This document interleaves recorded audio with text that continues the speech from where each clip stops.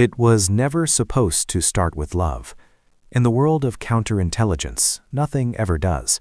It starts with routine, with surveillance, with men sitting alone in crowded rooms, pretending to enjoy dinner while memorizing faces, movements, pauses, waiting for mistakes. Late winter, Moscow, 1979. A city built on secrets, behind illuminated facades, behind restaurants filled with laughter and music. Lives were being traded quietly, for information, for leverage, for survival. On that night, one man was doing exactly what he had been trained to do: observe, analyze, remain invisible. He was 33 years old, a junior counterintelligence officer, 7 years of flawless service, no scandals, no emotional attachments, no recorded weaknesses. His superiors trusted him because he did not improvise. He followed rules, and men like that rarely failed. His assignment was simple: sit in the restaurant, watch a foreign diplomat, identify the contact, memorize the exchange, leave without being noticed. Nothing heroic, nothing dramatic, just another quiet night in the long, invisible war. And then she walked in. He noticed her immediately. Not because she was beautiful. Moscow was full of beautiful women. Not because she was elegant. Elegance could be learned. He noticed her because she did not belong. She moved with calm certainty, not rushed, not cautious, as if the room had already accepted her presence before she arrived. Light-colored hair, a precise posture, an expression too controlled to be casual, yet too relaxed to be nervous. She chose a table alone. That alone was unusual. Women like her did not dine alone in places like this, not without a reason. He adjusted his attention instinctively. Professional habit. Age, late 20s. Clothing, expensive, foreign cut. Jewelry, minimal, but unmistakably imported. Hands, not soft, not sheltered. Someone who worked, someone who had lived beyond appearances. She ordered in Russian. Perfect grammar. Almost perfect. Almost. There was something in her intonation, subtle, nearly invisible, that did not belong to Moscow. Not wrong, just displaced. His original target faded into the background. Against training, against logic, against instinct. He knew that sensation. Every counterintelligence officer did. The moment when your body reacts before your mind has finished analyzing. She looked at him, briefly, professionally, not curiosity, assessment. Then she looked away. 15 minutes passed. No one joined her, no signals, no visible contact. She checked her watch. Swiss, far beyond the salary of a translator, if that was what she was. And then she stood up, walked past his table, and at exactly the right moment, her scarf slipped from her shoulders and fell at his feet. A classic move, older than espionage itself. He picked it up, followed her, returned it politely. She smiled, warm, grateful, disarming. Their fingers touched. Her hand was warm, calloused. Another contradiction. She spoke first, soft voice, measured, unhurried. You come here often. The question was innocent, but it was not random. He answered carefully, vaguely, safely.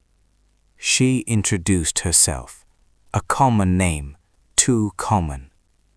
They exchanged a few sentences, nothing significant, nothing dangerous, and yet, when they returned to their tables, the original assignment no longer mattered, because something far more dangerous had begun: curiosity.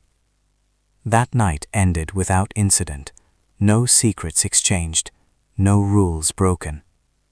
But when he stepped out into the cold Moscow street, something unfamiliar followed him home.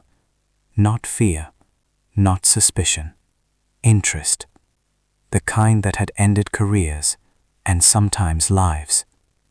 The next morning, he wrote her name into his notebook. Standard procedure, routine documentation. Except this time, his hand hesitated, because deep down he already knew this was not a coincidence, and whatever game had just begun, it would not end cleanly. The investigation began the next morning, quietly, methodically, without emotion. That was how it was supposed to go. Her name went through internal databases, residential records, employment registries, travel permissions. Everything appeared correct. Too correct. She was registered at a prestigious address, employed by a respected cultural institution, educated at one of the country's most selective universities. No criminal record, no disciplinary notes, no political deviations. On paper, she was perfect, and that was the problem. Real lives leave traces, mistakes, inconsistencies, administrative errors, human noise. Hers did not. By noon, he was no longer curious. He was alert. He visited the archive personally, pulled graduation lists, cross-referenced names. Her name did not appear where it should have. He called the institution listed as her employer, asked casually, pretended to be a client. They had never heard of her. The illusion collapsed instantly. By evening, he was standing in his superior's office. He explained the encounter, the scarf, the accent, the watch, the apartment. The silence afterward lasted longer than usual. Finally, the colonel leaned back in his chair. "So," he said calmly, "she found you first." That was when the assignment changed. Not officially, not on paper, but in reality. From that moment on, he was no longer hunting, he was bait. The order was simple. Continue the contact, play the role, offer nothing of value, observe everything. If she was an operative, she would move closer, slowly, carefully. If she was not, then he would know soon enough. 3 days passed. He waited exactly long enough, not too eager, not too distant. When he finally called her, she answered on the second ring, as if she had been waiting. They met in public, always public. Parks, theaters, cafes. She never rushed, never pushed, never asked direct questions. Instead, she listened. She laughed at the right moments, shared carefully crafted fragments of a life that almost felt real. A strict father, a lost mother, a broken relationship. Stories designed to soften defenses. And it worked, not because he believed them, but because they sounded painfully human. Sometimes, while she spoke, he forgot to analyze. Only for seconds, only briefly, but even seconds were dangerous. She asked about his work, casually, lightly, as if out of simple interest. He answered vaguely, safely, like a man with a boring desk job. She accepted those answers, but she remembered everything. Each meeting ended the same way. No promises, no intimacy, just the sense that something unfinished remained hanging between them. And that was deliberate. 2 weeks passed. Surveillance teams reported nothing unusual. No foreign contacts. No secret meetings. No drops. She lived like an ordinary woman. Too ordinary. Then came the invitation. Dinner. At her apartment. That was the moment every counterintelligence officer recognized. The point of no return. He hesitated. Briefly. Then accepted. Because if this was a trap, it was time to see how it closed. Her apartment was exactly where it should not have been.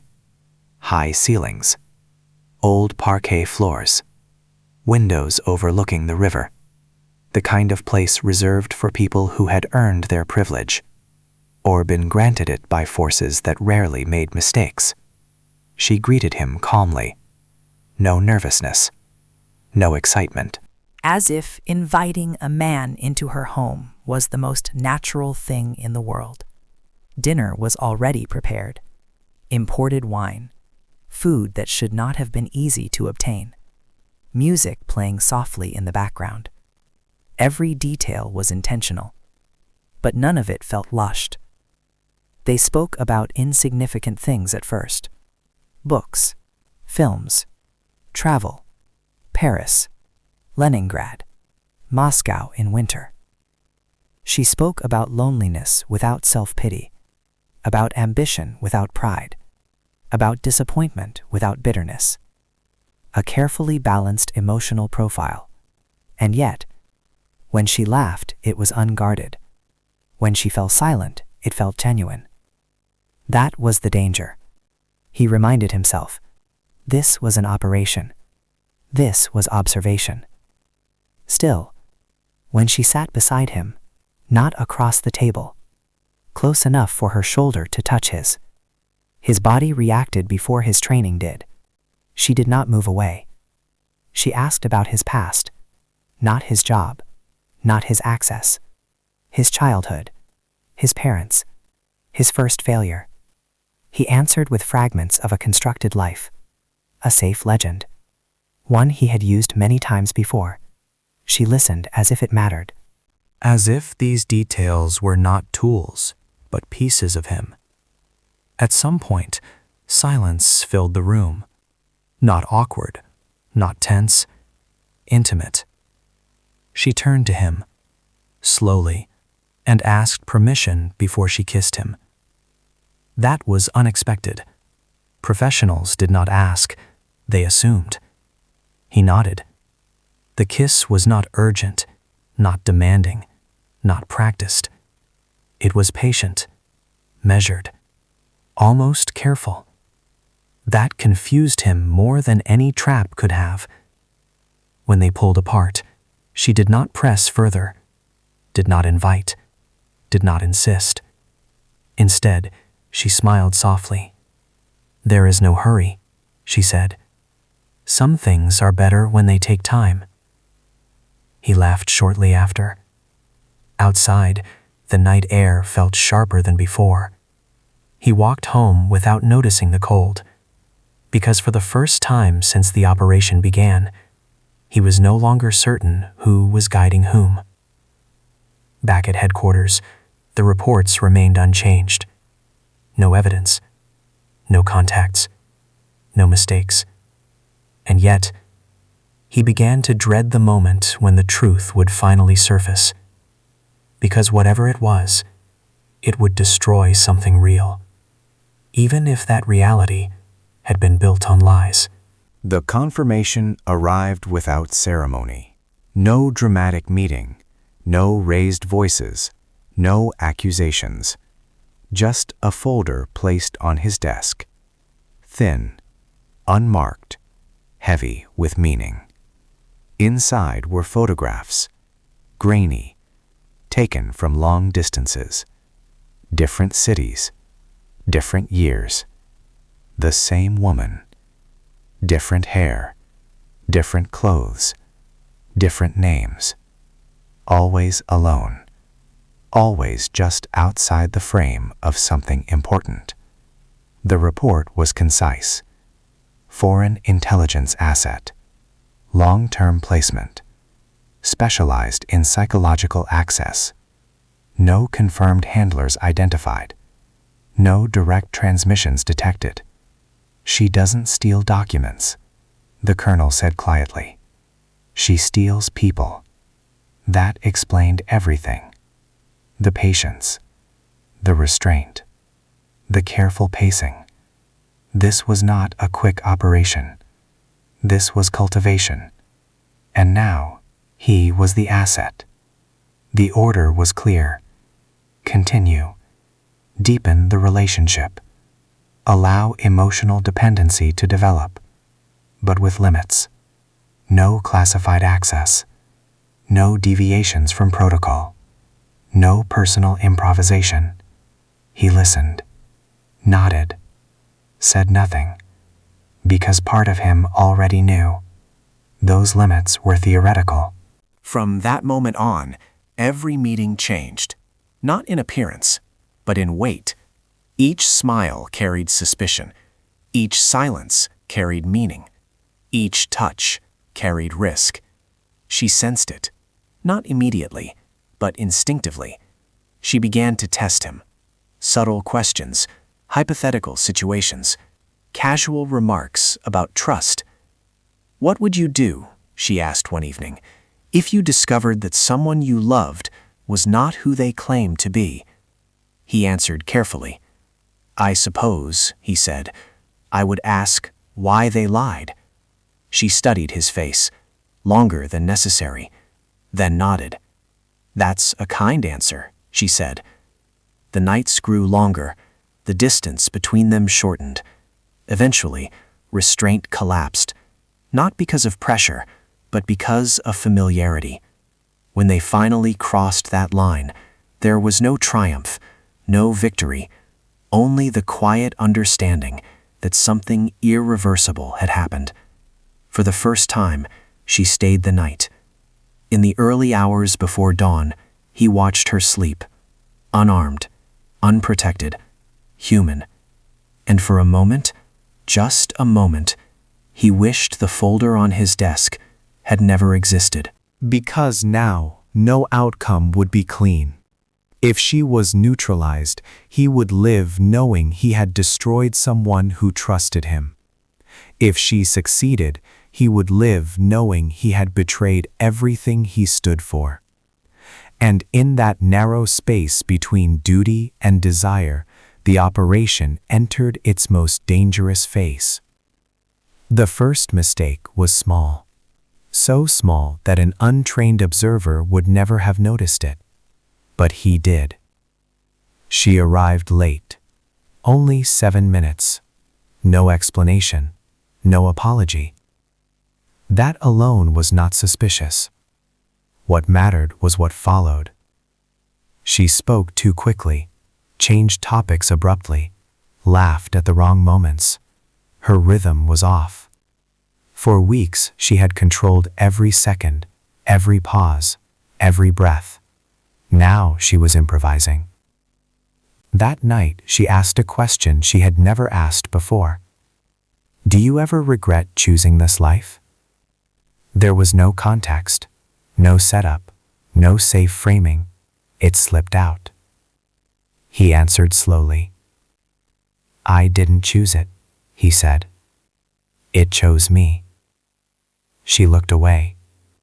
For the first time since they met, she did not maintain eye contact. Another deviation. In the following days, the pattern repeated. She canceled one meeting, then another. Surveillance reported nothing unusual. No sudden movements, no emergency extraction. If anything, she was withdrawing. That was worse, because withdrawal meant conflict, internal conflict. At headquarters, opinions divided. "She's testing him," one analyst said, pulling back to provoke pursuit. Another disagreed. "No," he said, "she's compromised." The colonel said nothing. He watched the footage again and again. The way she touched his arm, then pulled back. The way she started sentences she did not finish. The way her voice softened when she thought he wasn't listening. These were not tactics. These were fractures. One evening, without warning, she asked him to walk. No cafe, no apartment, just the river. Cold air, empty streets. She spoke about childhood again, but this time, the details did not align with her earlier stories. Not contradictions, omissions. She stopped near the water.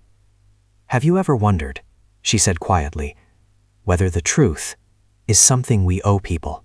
He waited. "To protect them," she continued, "or to protect ourselves?"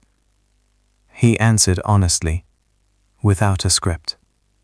"I think the truth is dangerous," he said, "but so is living without it." She smiled. But her eyes did not. That night, she did not invite him inside. She stood at the doorway longer than usual, as if weighing something. Then she leaned forward, not to kiss him, but to whisper. "If I disappear," she said, "promise me you'll remember me as I was tonight, not as whatever they turn me into later." Then she closed the door. Inside, alarms began to ring. Not on instruments, not on paper, but in places training had never prepared him to listen to. Because now, the question was no longer whether she was an enemy. It was whether she was trying to stop being one. The ultimatum came 2 days later, not in writing, not officially. It never was.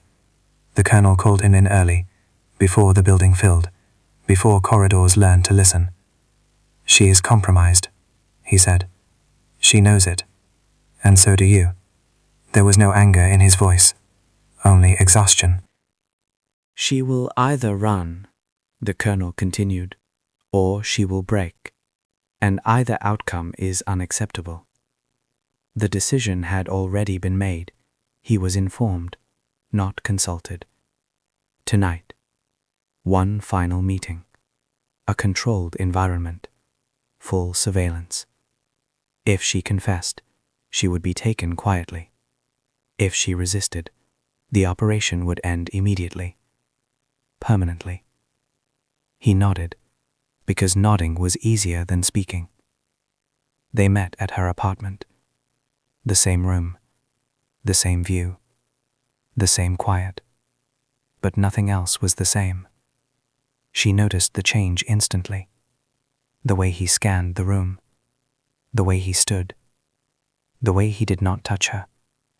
"You're different," she said. He did not deny it. "Tell me the truth," he said. "All of it. Now."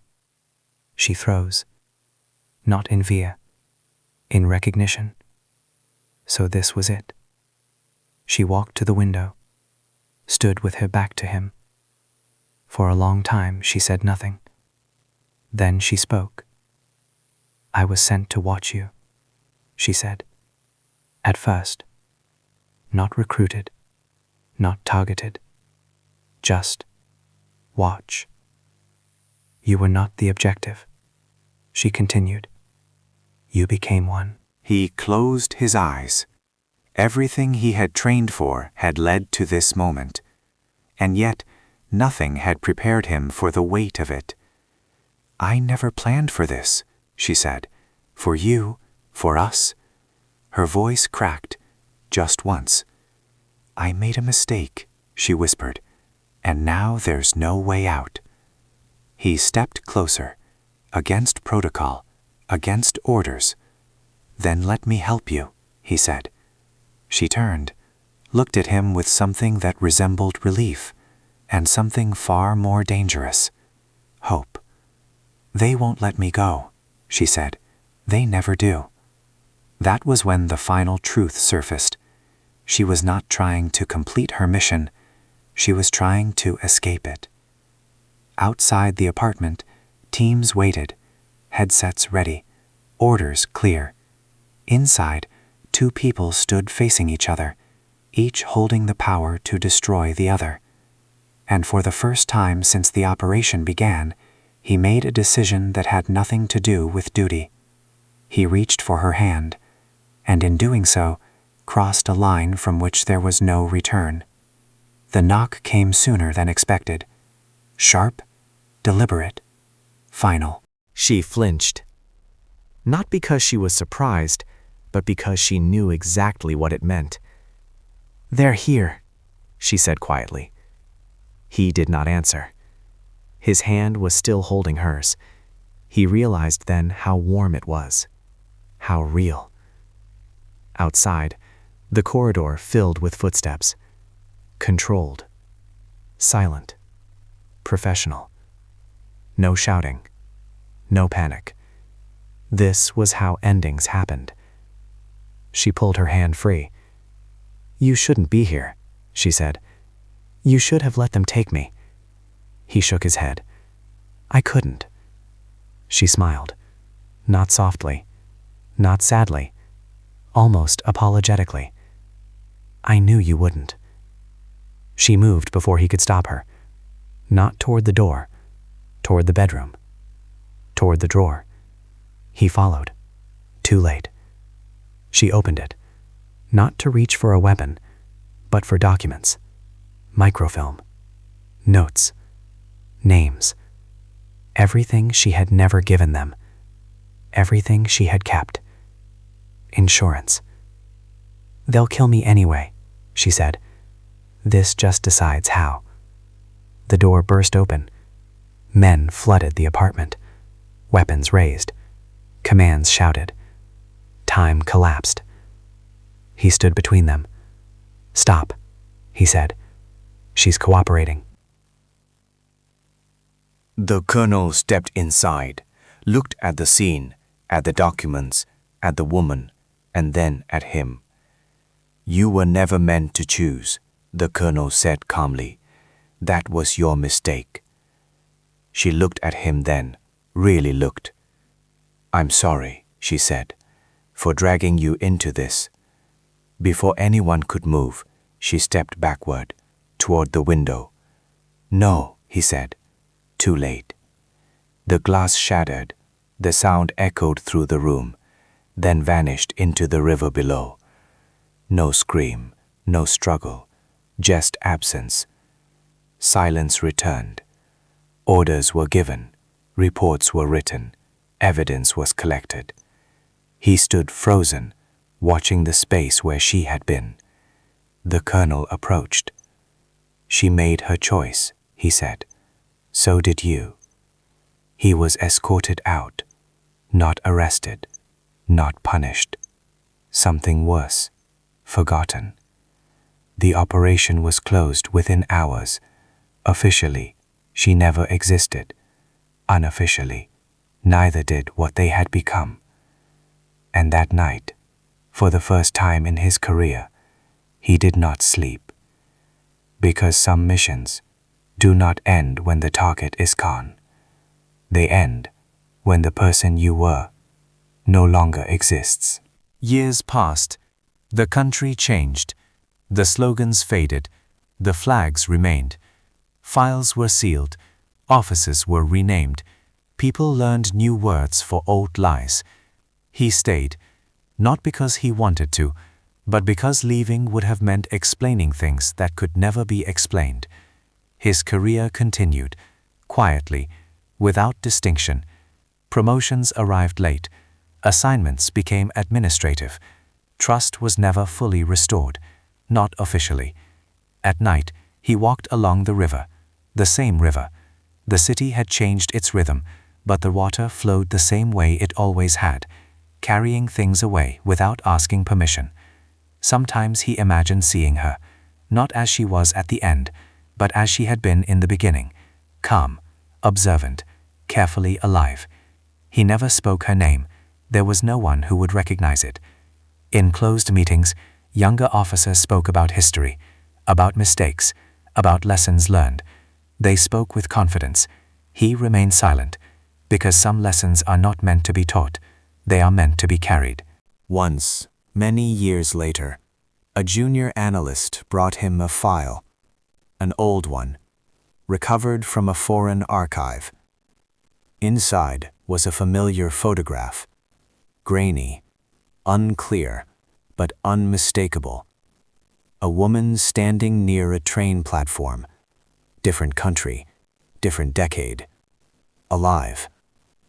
The analyst shrugged. Probably a coincidence, he said. Old material, unreliable. He said nothing, returned the file. That night, he did not walk by the river. He stayed home, sat in the dark, and allowed himself, just once, to consider the possibility that she had planned even the ending, not to survive, but to disappear. And that was worse, because death would have allowed closure. Uncertainty did not. From that moment on, he understood the true cost of that operation.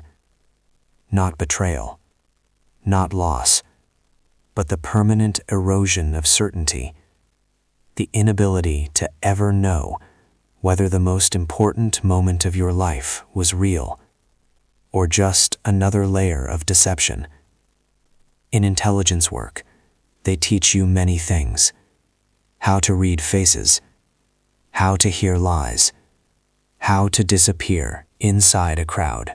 What they never teach you is how to live with what remains after the operation is over. There was no official conclusion, no medal, no reprimand, no acknowledgement of what had happened, just a line in a classified report. Target neutralized, operation concluded. But operations do not end that way, not the ones that matter. He retired quietly. No ceremony, no farewell speeches. A desk cleared, a badge returned, a life reduced to boxes. Sometimes, when asked about his career, he would say only this: "I served long enough to learn that loyalty and truth are rarely on the same side." People nodded, assumed they understood. They never did. Years later, walking through a city that no longer resembled the one where it began, he would occasionally feel it again. That brief sensation, the sense of being observed, not by enemies, but by memory. He never married, never explained why. Some stories cannot be shared, because once spoken, they lose what little truth they still hold. In the end, he reached a single conclusion. Not about her, not about himself, but about the system that had shaped them both. It was never about nations, or ideology, or victory. It was about control, about turning human connection into a weapon. And in that game, everyone eventually becomes expendable, including the ones who survive. Because the cruelest outcome of all is not dying for a lie. It is living long enough to realize that the moment you believed was real was also the moment you were already lost.